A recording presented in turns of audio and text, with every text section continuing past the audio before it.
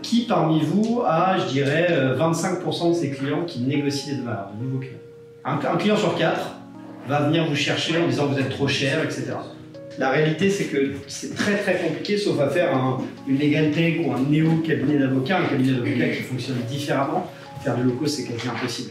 Parce qu'effectivement, en fait, le cœur de métier d'une boîte low-cost, c'est de changer un peu sa manière de produire pour pouvoir faire du volume, justement. Pourquoi est-ce que je peux être très profitable avec des prix bas? Parce que je vends beaucoup. Pas pour rien que Ryanair bosse sur la possibilité, c'est un vrai projet, de faire voler les gens debout. Pour faire rentrer plus de gens dans l'avion. C'est pour ça que le métier d'avocat, tel qu'il est souvent envisagé de manière classique, c'est pas positionnable sur le low-cost. On va passer par 3 grosses parties qui sont les 3 grosses parties finalement du pricing. 1, on va essayer de comprendre comment se fixe réellement un prix, comme je disais tout à l'heure, d'où ça vient, okay, comment on le construit. 2, à partir de là, on va essayer de regarder par rapport à notre marché, comment on travaille ce qu'on appelle un positionnement prix. Donc concrètement, comment est-ce que j'essaye de mettre un peu positionner ma gamme de prix. Et 3, on va voir comment on aborde un prix finalement au cas par cas, c'est-à-dire en vente. Parce qu'on peut avoir fait tout le beau travail en amont qu'on veut. Quand on fait de la prestation de services intellectuels comme vous et moi, il y a forcément une grosse importance sur la vente. On n'est pas sur des types de boîtes où on va avoir une grille tarifaire, le gars il arrive, il met le produit dans le panier et il achète. Okay. La première étape, c'est d'évaluer quelque chose de fondamental qu'on appelle la propension à payer. D'accord? Donc concrètement, si je fais une périphrase, ce que le client est prêt à payer. D'accord? Et ça, c'est une valeur fixe que le client a en tête. Certains, j'en ai déjà parlé sur une petite vidéo, certains l'ont peut-être vu. Pourquoi je dis une valeur fixe? Parce que cette valeur fixe, elle est consciente ou inconsciente. Ça, c'est important. C'est-à-dire qu'elle peut être très consciente. Vous avez un client qui a l'habitude des avocats, qui a fixé son budget, etc. Moi, je suis prêt à aller jusqu'à 10 000 €, ça, c'est budgété. Elle peut être inconsciente. Aussi parce que, par exemple, je connais mal les avocats, ou je connais mal ce type de prestation-là. Je pense ne pas avoir d'idée de prix. Pourtant, il y a une valeur fixe en tête. C'est bien pour ça que, dans ce type de cas, en fonction du prix qu'on vous annonce, s'il est justement en dehors de votre fourchette, éloigné de cette valeur fixe, vous allez vous dire « Putain, c'est super cher » ou « mais c'est vraiment donné ». Ça veut bien dire que vous avez un ordre en tête. Okay? Et donc, le jeu, ça va être d'essayer d'évaluer, à la fois de manière générale et à la fois de manière particulière pendant la vente, la valeur de cette propension à payer. Où se situe ce qui est prêt à payer le client. Ça dépend de 3 facteurs. Son budget, effectivement. Attention à ce qu'on entend par budget. Moi, dans le facteur que je vais appeler budget, je vais appeler vraiment portefeuille. Je vais acheter une voiture, quel est le montant de mon épargne et combien de cette épargne je suis potentiellement prêt à mettre dans la voiture, concrètement. Si on parle professionnel, quel est le budget juridique qui m'est alloué par ma hiérarchie et combien est-ce qu'il reste. Voilà. Donc c'est vraiment le montant qui reste sur mon compte en banque. Budget, ok. Un des raisonnements que va avoir le client, et c'est sur d'autres formations ça, mais c'est un des problèmes auxquels se confrontent les avocats et qui n'ont pas toujours conscience, c'est que quand vous me parlez de vos concurrents, vous me parlez uniquement des avocats. C'est complètement faux. Souvent, dans les concurrents des avocats, il y a l'inaction. Il y a le faire soi-même, soit soi-même en tant que chef d'entreprise, soit en tant que directeur juridique. Il peut y avoir un comptable, il peut y avoir énormément de monde. Donc là, en fait, oui, le client va potentiellement choisir des solutions moins chères ou gratuites par rapport à vous. Pourquoi? Parce que la valeur ajoutée n'est pas suffisamment élevée pour faire appel à un professionnel. Donc en fait, on a pour l'instant 2 facteurs, le budget, comme j'ai dans mon portefeuille, et la perception de la valeur ajoutée. Attention, la valeur ajoutée, on va y venir, pas forcément chiffrée. Quand vous parlez d'une transmission d'entreprise à des enfants, des héritiers, vous pouvez avoir une partie de la valeur qui est « je veux pas que ce soit la guerre dans la famille ». Ça, c'est pas financier, mais ça vaut très cher. Okay. Il manque une chose. Imaginons, j'ai vraiment une prestation qui va me rapporter 3 millions d'euros. Okay. Pour moi, c'est beaucoup. Ça tombe bien, j'ai 1,5 million sur mon compte en banque que je peux potentiellement dépenser. Vous me direz, mettre 1,5 million pour gagner 3 millions, ça vaut le coup. Donc le client est prêt à gagner 3,5 millions. Il manque un paramètre qui fait que le client peut être prêt à payer moins. La concurrence, la vision que le client a de la concurrence. C'est-à-dire que dans mon exemple, je peux gagner 3 millions, j'ai 1,5 million sur mon compte en banque, mais si je pense, je dis bien je pense, c'est ça qui est important, je pense savoir que je peux avoir ce type de prestation chez la concurrence pour 500 000 €, bah en fait, moi je suis prêt à payer 500 000 €, il n'y a pas de raison que je paye 1,5 million alors que la concurrence qualifiée paye 500 000 €. Okay, et ça va se faire dans cet ordre-là. Valeur ajoutée d'abord. En fait, je cherche à savoir ce que mon objectif va générer. je vais y venir en détail. Ça va être pondéré par la concurrence. Je nivelle par la vision que j'ai de la concurrence pour combien est-ce que je peux avoir une prestation équivalente ailleurs. Okay, et ensuite, je renivelle éventuellement par mon budget. C'est pour ça que, je me bêtise, je prends des exemples idiots.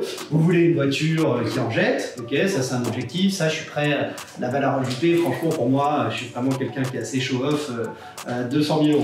Okay. Par contre, je sais que y a des voitures qui en jettent suffisamment pour moi qui coûtent 150 000. Donc là, ma proportion à payer, elle est descendue à 150 000. Okay. Par contre, j'ai que 100 000 € à louer la voiture. Donc en fait, je suis prêt à payer que 100 000 € et potentiellement, je peux pas me payer cette voiture. Okay. D'accord? Valeur ajoutée. Comment est-ce qu'on détermine un petit peu la valeur ajoutée de son client? Vous pensez le faire très souvent, vous ne le faites pas du tout assez. Il faut vraiment plonger là-dedans pour chercher, même si c'est parfois difficile, à le quantifier, à le chiffrer. Tout se chiffre en réalité, même ce qui est inchiffrable.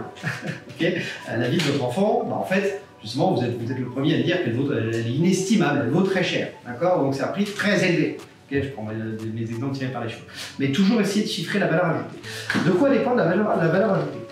La réalité, c'est que votre client, il n'achète pas le fait d'avoir un avocat. On n'a pas ce genre de métier, désolé, vous et moi, c'est la même chose. On ne se lève pas un matin en disant je vais prendre un avocat. On se lève un matin en disant j'ai un objectif, acheter une entreprise, préserver la réputation de ma boîte, céder l'entreprise à mes enfants, etc., etc. Je prends beaucoup d'exemples droit des AF, mais c'est vrai pour tout type de droit. Hein. Un objectif qui n'est pas de ne pas aller en prison, qui est de ne pas payer d'amende, etc., etc. Okay. Et pour atteindre cet objectif-là, je vais avoir besoin d'une prestation d'un avocat, potentiellement. Et vous avez des critères. Tout le monde ne va pas chercher à acheter une entreprise de la même manière. Okay. Les critères qui peuvent être fonctionnels. Les fonctionnels, c'est les critères tangibles, terre à terre. Je veux un truc pas cher, je veux un truc rapide. Ou dans fonctionnel, il y a aussi je veux un truc cher. Terre à terre. Sociaux, tout ce qui va valoriser votre client, il y en a beaucoup plus qu'on le pense. C'est important pour moi d'avoir un avocat qui a des locaux qui en jettent, parce que c'est comme ça que je juge de l'expertise. C'est important pour moi d'avoir un avocat qui est l'avocat d'une boîte connue comme Amazon. C'est important pour moi, etc., etc. Troisième type de critères très courant, les critères émotionnels. Tout ce qui va chercher à rassurer le client. Okay. Je veux vous avoir régulièrement au téléphone, je veux comprendre ce que vous dites, maître, je veux pouvoir vous poser vos questions, je veux m'assurer que c'est bien confidentiel, qu'il n'y a vraiment rien qui va sortir. On sait que normalement c'est une obligation professionnelle, mais on demande de la réassurance. D'accord? Donc concrètement, plus vous allez coller à l'objectif du client et plus vous allez coller à ses critères, plus la proportion à payer sera élevée. En fait, nos économies sont passées par 3 phases.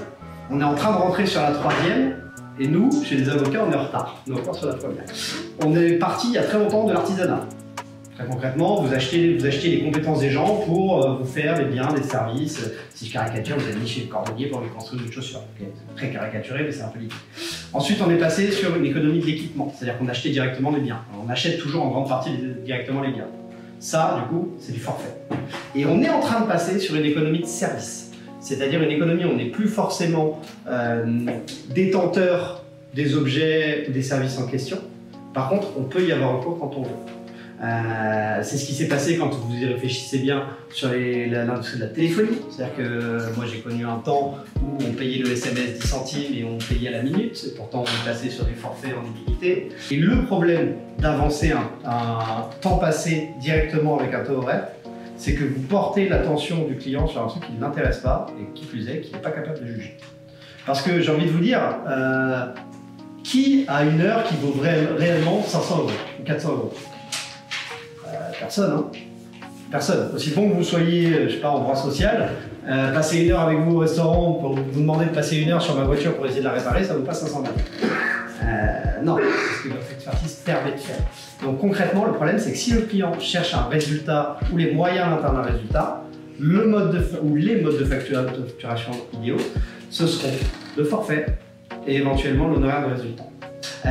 Étant donné que beaucoup plus de clients qu'avant demandent du forfait, on a quand même cette envie, et moi je vous invite, pas forcément, surtout pas même, il y a les têtes baissées, mais à réfléchir sur comment on peut faire. parce qu'en fait, on rentre dans un âge où être capable de proposer du forfait quand c'est adapté, c'est un élément différenciant, parce que personne ne le fait. Je ne pourrai jamais vous garantir de gagner sur un seul forfait. Eh oui, malheureusement, ça tout peut déraper. Donc, déjà, la sécurité de la facturation au forfait, elle ne peut pas se penser sur un seul forfait. Elle doit s'anticiper sur un seul forfait, on va essayer quand même de calibrer juste, mais par contre, là où je peux moins m'engager, c'est si je facture bien mes forfaits sur 10, 100 clients, parce que je vais perdre sur certains clients. Et ça fait partie de la valeur. Pour réduire le risque, il faut calibrer à 100% son périmètre. Donc quand je peux t'en passer, moi quand l'avocat est en train de me raconter un peu sa vie au téléphone, j'ai peur qu'il facture. Ah ouais, c'est quand même pas très agréable, parce que voilà, vous faites un peu de small talks, parce que voilà, relation client, et en fait, nous on a le doute. Ah ouais, on est au horaire, est-ce que c'est facturé, pas facturé? Est-ce que vous gonflez les heures de vos collabs, vous gonflez pas les heures de vos collabs? J'en sais rien, moi. Okay, donc on va apporter de la sécurité par rapport à ça. Et en plus, dernier exemple là-dessus, vous portez encore une fois l'attention du client sur quelque chose qu'il n'est pas capable de quantifier. Moi, je ne suis pas juriste, je vous l'ai dit au départ, savoir combien de temps ça prend pour faire une recherche de jurisprudence, j'en ai aucune. Donc en fait, si le prix que je vais payer repose sur la confiance que je fais dans que j'ai dans votre timesheet, en fait, soit je vous fais vraiment confiance, soit moi je suis complètement perdu. Je vais me dire, mais comment vous avez passé 2 jours là-dessus? Maintenant, de là, le plus important, la vente. Okay, la vente, c'est quelque chose pas forcément de complexe, je dirais pas ça. Il faut s'y exercer, on ne peut pas être un bon vendeur sans jamais avoir vendu. Okay, et surtout, quand on ne sait pas vendre au départ, il faut suivre des étapes claires, hyper importantes. Pourquoi? Parce que c'est quand même un exercice difficile, ça sous-tend des choses un peu paradoxales. L'empathie, la capacité à se mettre à la place de quelqu'un d'autre. On pense souvent à tort, en France on a clairement un problème avec l'argent et avec la vente. On pense souvent à tort que la meilleure faculté d'un vendeur, c'est le bagou, c'est la capacité à s'imposer, c'est complètement faux. Il y a des styles de vente, il y a des gens qui ont beaucoup de bagou, mais par contre, si ce sont des bons vendeurs, ce sont toujours des gens qui ont beaucoup d'empathie. Si vous êtes bon sur le pourquoi et le comment, le client l'a déjà acheté.